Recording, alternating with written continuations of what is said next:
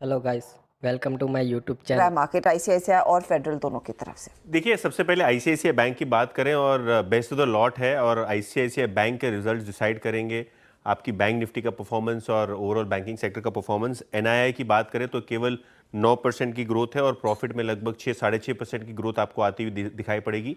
और ऑब्वियसली पिछले साल का बेस बड़ा है और कहीं ना कहीं ये जो प्रोविजनिंग का फैक्टर है जो बहुत हाई हो रहा है बहुत सारी प्राइवेट बैंक्स में, इसके कारण भी प्रॉफिट पे थोड़ा बहुत डेंट होने की संभावना है।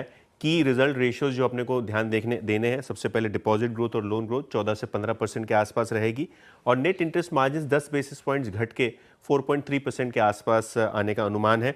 ऑब्वियसली जो क्रेडिट कॉस्ट है, जो ओवरऑल एसेट क्वालिटी है, इस पे नज़र रखने की खास ज़रूरत रहेगी। इसके अलावा फेडरल बैंक, ये भी बैंक का नंबर रिपोर्ट करेगा और जो क्वार्टरली अपडेट था या 15% का एडवांसेस ग्रोथ, 15% का डिपॉजिट ग्रोथ बैंक ने ऑलरेडी डिस्क्लोज कर दिया, तो वहाँ कोई सरप्राइज नहीं होगा।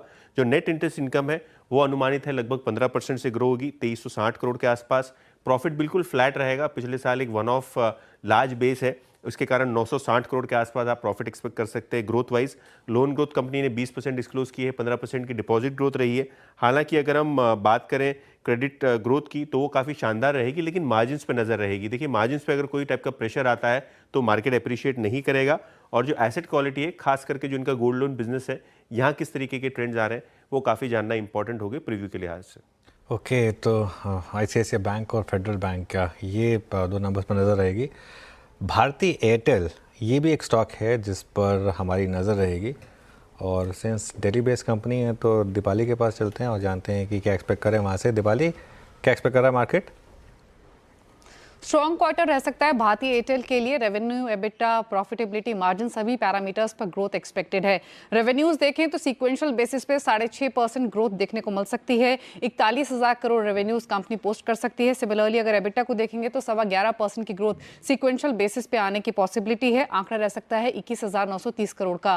प्रॉफिटेबिलिटी का आंकड़ा देखेंगे तो एडजस्टेड पैट सीक्वेंशियल बेसिस पे 57% ग्रो होने की पॉसिबिलिटी है। सिमिलर ग्रोथ वाई बेसिस पे भी देखने को मिलेगी और 4613 करोड़ का आंकड़ा कंपनी रिपोर्ट कर सकती है। सिमिलरली अगर मार्जिन्स को देखेंगे तो एबिटा मार्जिन्स 53.4% पर रहने की पॉसिबिलिटी है, यानी सीक्वेंशियल बेसिस पे लगभग 2.25% की ग्रोथ देखने को मिलेगी। स्ट्रॉन्ग क्वार्टर इसलिए रहेगा क्योंकि टैरिफ हाइक का बेनिफिट मिलेगा कंपनी को। जुलाई 2024 में कंपनी ने टैरिफ हाइक किया था तो उसका रिफ्लेक्शन टॉप लाइन पर देखने को मिल रहा है और इनफैक्ट आमतौर पर जब टैरिफ हाइक होता है तो 2 से 3 क्वार्टर लगते हैं फुली रिफ्लेक्ट होने में रेवेन्यू साइड पर, तो आने वाले क्वार्टर्स में भी इसका इंपैक्ट देखने को मिलेगा। इसके अलावा अर्पू ग्रोथ काफी अच्छी एक्सपेक्टेड है, 9% के आसपास का जंप अर्पू में रह सकता है। सीक्वेंशियल बेसिस पे ये 210 से बढ़कर 230 के आसपास आने की पॉसिबिलिटी है। ऑल्दो अगर अलग अलग सेगमेंट्स देखेंगे भारतीय एयरटेल के तो मोबाइल बिजनेस में स्पेशली जो टोटल सब्सक्राइबर्स है वहां पर डिक्लाइन देखने को मिल सकता है 12 लाख के आसपास का सिम कंसोलिडेशन की वजह से, लेकिन जो एयरटेल बिजनेस है वहां पर अच्छी ग्रोथ एक्सपेक्टेड है 12% के आसपास की।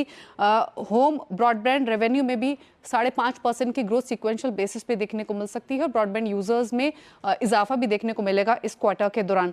अगर अफ्रीकन बिजनेस की बात करें तो नाइजीरियन करेंसी वॉलेटाइल रही है, इसीलिए अफ्रीकन कारोबार भी थोड़ा वॉलेटाइल यानी फ्लैटिश ग्रोथ ही वहां रह सकती है 1% के आसपास की सीक्वेंशियल बेसिस पे। लेकिन टैरिफ हाइक, अर्पू ग्रोथ और इंडिया वायरलेस बिजनेस, ये 3 स्ट्रॉन्ग साइड पर रहेंगे जिसके कारण अच्छे नंबर्स एक्सपेक्टेड हैं भारतीय एयरटेल से।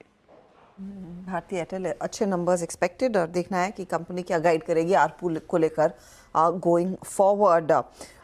इस पर एक क्विक टेक चेक, अमित बताइए ट्रेड लेना है या नहीं, क्योंकि एक बार रचना जी ने तो कह दिया जब तक नंबर्स नहीं आते आप शॉर्ट की रणनीति ही रखेंगी।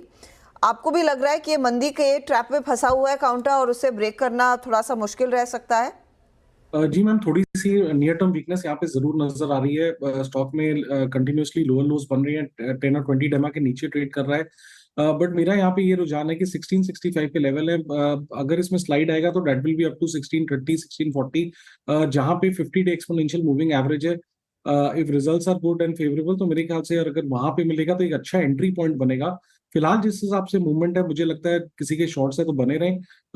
एक स्मॉल स्लाइड टू 1650 टू 1645 आ सकता है इसमें। ओके, चलिए अब एक और नंबर, सन फार्मा, ये भी इंडेक्स का स्टॉक है। कंचन से जानते हैं क्या एक्सपेक्ट करें। कंचन, क्या एक्सपेक्ट कर रहे हैं? जी, नंबर्स हमें स्टेडी देखने को मिल सकते हैं। अगर रेवेन्यू की बात करी जाए तो 8% का इजाफा यहाँ पे एक्सपेक्टेड है, एबिटा में भी 12%, अगर मार्जिन देखें तो 2% तक हमें बढ़ते हुए दिखाई दे सकते हैं। At the same time profitability की बात करी जाए तो 13% यहाँ पे हमें प्रॉफिटेबिलिटी भी बढ़ती हुई दिखाई दे सकती है। अगर इनकी बात करें स्पेशलिटी प्रोडक्ट की तो यहाँ पे हो सकता है कि हमें एक स्टेडी इंक्रीज मूवमेंट देखने को मिले और ये वाई एंड वाई बेसिस पे 17% तक बढ़ते हुए दिखाई दे सकते हैं। अब जो इनका डोमेस्टिक फॉर्मुलेशन है वहाँ पे भी हमें वाई एंड वाई बेसिस पे 12% की ग्रोथ संभव है। इसके अलावा इनका जो यूएस मार्केट के अंदर लॉन्च के ऊपर एक क्लैरिटी आना बहुत जरूरी है और वो लॉन्च है डिरोक्सोलिटिनिब का। बेसिकली इनको ऑलरेडी अप्रूवल तो मिल गया था लेकिन इस टाइम पे कुछ लीगल प्रॉब्लम से गुजर रहे हैं, जिसके चलते ये वाली जो कमेंट्री है, ये वाला जो क्लैरिफिकेशन है वो बहुत ज्यादा जरूरी रहेगा सन फार्मा के लिए। इसके साथ ही साथ इमर्जिंग मार्केट में ब्रांडेड जेनरिक को लेके मैनेजमेंट की क्या कमेंट्री आती है, ये खासा ध्यान में रखना है। अब बात कर लेते हैं की फोकस पॉइंट की, क्या ध्यान में रखने वाली चीजें हैं। स्पेशलिटी प्रोडक्ट के ऊपर मार्जिन्स किस तरीके के दिखाई देते हैं, कॉम्प्लेक्स जेनरिक के ऊपर मैनेजमेंट की तरफ से किस तरीके की कमेंट्री आती है, साथ ही क्लिनिकल डेवलपमेंट के लिए कंपनी आर&डी के एक्सपेंडिचर में क्या चेंजेस करती है। तो ये सारी चीजें जो फोकस में रखने वाली होगी, लेकिन ओवरऑल नंबर हमें हो सकता है कि स्टेडी देखने को मिले।